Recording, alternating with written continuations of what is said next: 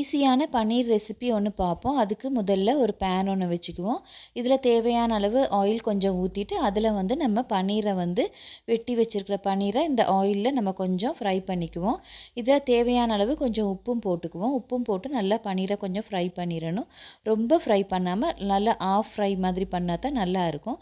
திருப்பி அதே ஆயிலில் பட்டை, கிராம்பு, ஏலம் எல்லாம் போட்டுக்குங்க. தேவைன்னா பிரியாணி இலையும் போட்டுக்கலாம். போட்டுட்டு அது கூடவே பெரிய வெங்காயமும் தக்காளி சேர்த்தா தான் நல்லாயிருக்கும்.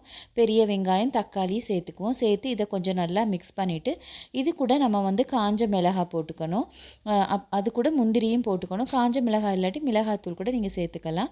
இப்போ இதை நல்லா வதக்குனதுக்கு பிறகு நல்லா ஃபைன் பேஸ்ட்டாக மிக்ஸி ஜாரில் போட்டு அரைச்சி எடுத்துகிட்டு அதை திருப்பி அதே பேனில் போட்டு நல்லா கொஞ்சம் மிக்ஸி ஜாரில் தண்ணி கொஞ்சம் ஊற்றி அதையும் நம்ம இதில் போட்டு எண்ணெய் பிரிஞ்சு வார வரைக்கும் நல்லா வேக வச்சுட்டு பன்னீரை போட்டு இறக்குனா சுவையான பன்னீர் ரெசிபி ரெடி.